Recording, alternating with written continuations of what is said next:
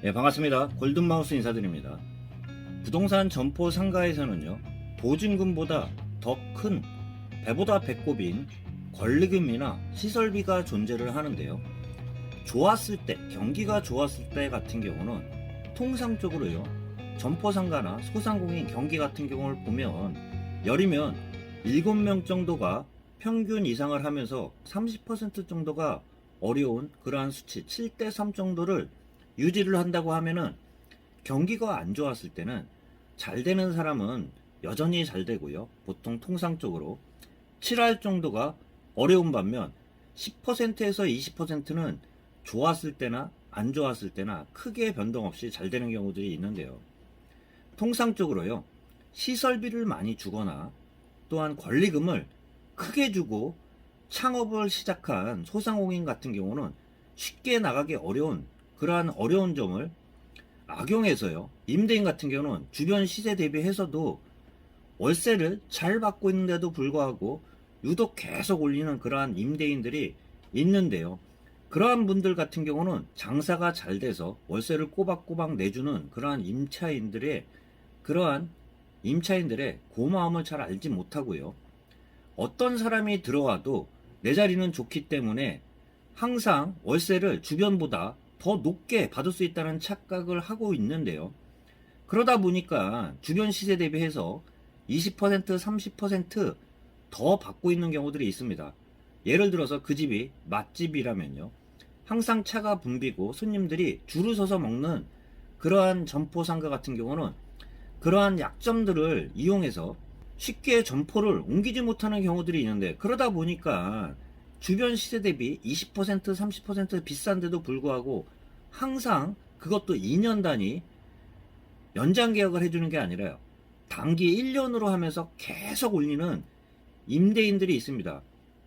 그러다 보면 임차인 같은 경우도 참다 비슷한 그러한 경우들이 생기거나 조금 손해봐도 옮기는 경우들이 있습니다.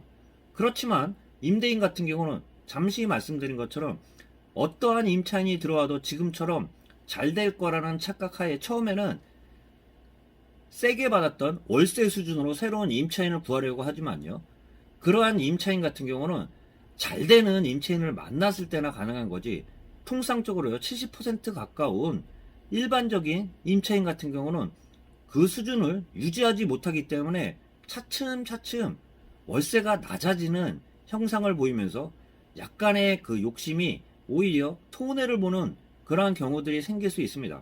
그렇기 때문에 임차인이요, 그만큼 장사를 잘하고 월세를 주변 시세 대비해서 조금이라도 더 주면서 월세를 밀리지 않고 내는 임차인들의 고마움을 알아야 되는데요. 대부분의 임대인 같은 경우는 내 자리는 워낙 좋기 때문에요, 그런 착각들을 많이 하세요. 그만큼 임차인이 잘 됐기 때문에요. 그렇기 때문에 어떠한 임차인이 와도 지금과 같이 잘 될 거라는 착각하에 조금의 이익을 부리면서 주변보다 시세가 20%, 30%가 높은데도 불구하고 계속 올리는 임대인 같은 경우는 추후, 임차인 같은 경우가 마음의 심적 부담에 따라 이동을 하거나 계약을 종료하거나요, 권리금을 받고 넘겼을 경우 같은 경우는 추후에는 그만큼 받지 못하고 임대료가 계속 떨어지는 경우들이 있습니다. 그렇기 때문에 잘 됐을 때는요, 그만큼 임차인을 챙겨주는 게 그 상도덕이라고도 할 수 있고요.